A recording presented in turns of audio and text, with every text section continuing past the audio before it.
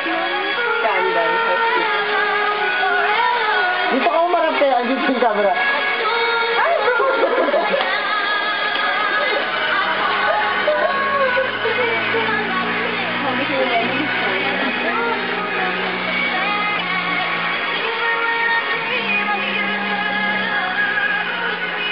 Papapigit.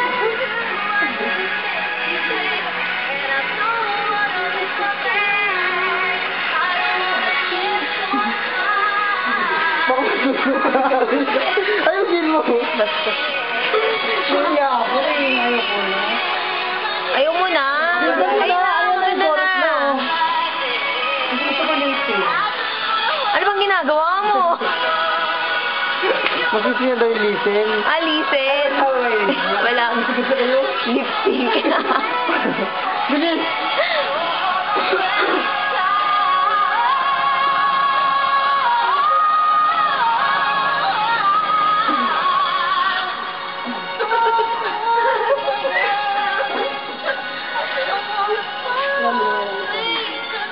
Ayun, meron pang bilit yan.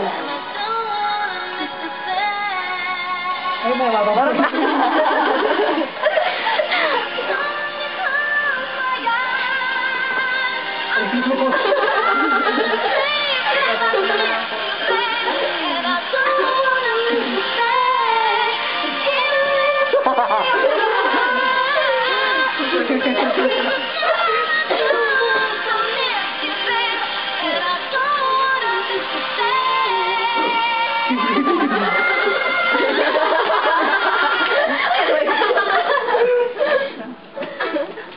Yung pala, napagod din pala ako.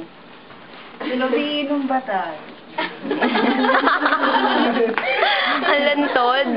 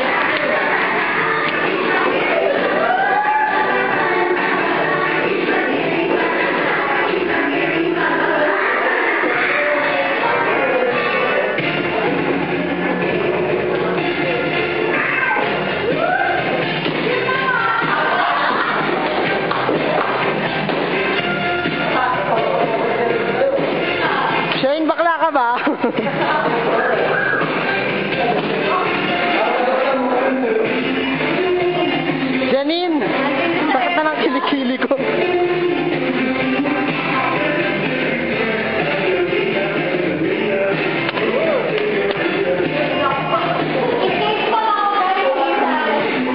Uy, usog kayo!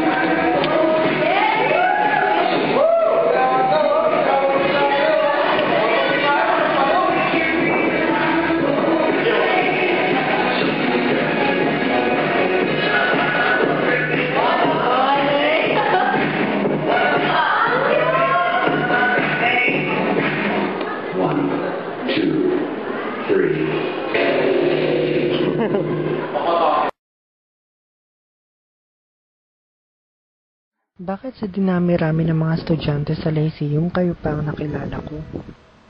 Kayo ba ang nakalaan talaga sa buhay ko? O isa kayo sa mga pagsubok sa akin? Pero kung ako ang tatanungin, isa kayo sa mga blessings na dumating sa buhay ko. Kasi dahil sa inyo, marami akong natutunan. Kay Freya na halos 4 na taon ko naging kaibigan sa school. Kala ko dati, kaya tayo nagkasundo kasi nung una kitang nakita, you also wearing eyeglasses like me. Pero ang gusto kong ugali mo ay yung marunong sumakay sa biro ko. Hindi madaling mapikon, at yun ang gusto ko sa isang tao. Ikaw ang pinakamamimiss ko kasi ikaw ang lagi kong kasabay umuwi. Si Chencheng naman, hindi ko siya masyado ka-close, pero dumating ang panahon na sobrang close na namin, na hanggang sa araw ng birthday ko, siya lang kasama ko sa library. I'm so very lucky kasi ikaw ang naging partner ko sa thesis. Hindi ako masyado nahirapan, pero sana may naitulong ako sa iyo ng mga panahong kailangan mo ng tulong ko. Kasi lagi kang nandyan kapag kailangan ko ng tulong mo eh. Si Melay, ako, dyan ako natutong lumandi. Nakakahawa nga ang ugali mo, pero alam mo, isa ka sa nagpapaluha sa akin sa kakatawa. Simpleng joke, tawang-tawa na ako. Lalo na kapag kumanta ka, buong grupo ang napapahanga mo. Kaso dumating na ang panahon na bihira na lang tayong magkita. Kaya sana, sa pagkikita natin ulit, sana patawanin mo kami tulad ng pagpapatawa mo sa amin noong nasa Lyceum pa tayo. Si Janine, isang malaking pagtataray ang binungad mo sa akin nung una kitang makilala. Sabi ko sa sarili ko, ayoko ng ganyang tao. Pero isa rin palang pagkakamali ang napatunayan ko. Mataray ka lang pala kapag hindi ka pa kilala. Pero magka-level lang pala tayo ng kalokohan. Isa sa gusto ko sa'yo ay ang pagkakikay mo. Kaya nagkakasundo tayo pagdating sa mga fashion statement. Mamimiss kita, Hello Kitty. Odek, you know what? You're my inspiration when I'm making my music videos. Kasi mahilig ka rin sa paggawa ng mga videos, kaya ayokong magpatalo sa'yo. Pero ikaw ang nakakasundo ko kapag may kalokohan tayong ginagawa. Lagi mo man akong pinagtutulakan kapag may microphone, pero alam mo at alam natin na gusto ko ang ginagawa mo sa akin. Hindi na tayo magkakasama at wala na akong fan sa paggawa ng mga music video. Sana wag tayong mawalan ng communication para pwede ka pa rin mag-comment sa mga videos ko. Laika. Pasensya na kung nang iwan ako sa Singapore. Kasi hindi ako kasing tibay mo eh. Humahanga ako sa'yo. Marami pa naman tayong plano dyan sa Singapore. Plano na sana eh, baguhin natin ang ating sarili para pagbalik natin dito sa Pilipinas, pang iba na tayo. Pasensya na rin sa huling araw ko dyan. Hindi ako sa'yo nagpakita. Galingan mo dyan ha. Sana talaga hindi na lang ako umuwi at nagtiis para sabay tayong nagtagumpay.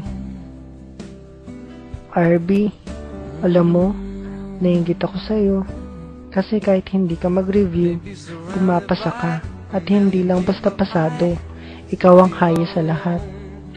Sana kasing talino mo rin ako. Swerte rin kami kasi dahil sa'yo, nagkaroon tayo ng ube o ultimate bonding experience.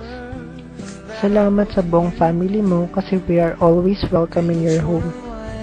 Noemi, kahit mukhang papetics ka lang sa pag-aaral mo, pero kitang-kita naman ang resulta. Matalino ka rin, no? Tsaka, namimiss ka na namin. Kasi lagi mo nang kasama si RJ.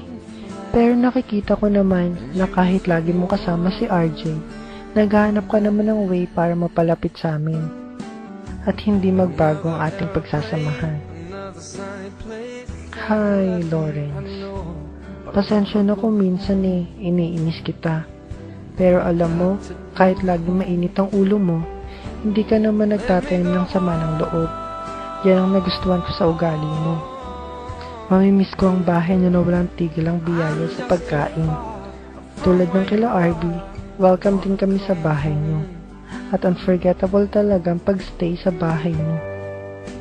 Salamat din sa parents mo na lagi kaming pinagluluto noong kasagsagan ng pag-OJT natin sa Batangas. Hindi ko alam kung paano magpapaalam sa inyo kasi napaka-importante niyo sa buhay ko. Hindi ko lang kayo kaibigan naging kapatid ko pa kayo. Naranasan ko sa inyong tunay na magbabarkada. Minsan, nagkakatampuan, nagkakainisan sa bawat isa. Pero sa bandang huli, mag-uusap-usap ang lahat at aayusin ang gulo sa ating barkada. Marami nang dumating ng mga bagong kaibigan, pero sa huli, tayo-tayo din ang magkakasama at nagpapatunay na tayo hindi lang magkakaibigan o magbabarkada, kundi isang tunay na pamilya na kahit kailan ay hindi malilimutan ng bawat isa. Malungkot isipin na hindi ko kayo makasabay sa pagmarcha sa darating nating graduation na matagal nating pinaghandaan.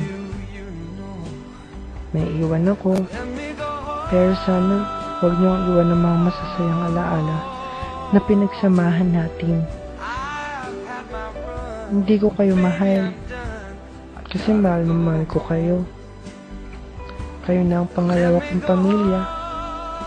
Paalam at salamat ng marami sa lahat-lahat. Congratulations, and I wish that all of your dreams will become true. See you again. Bye.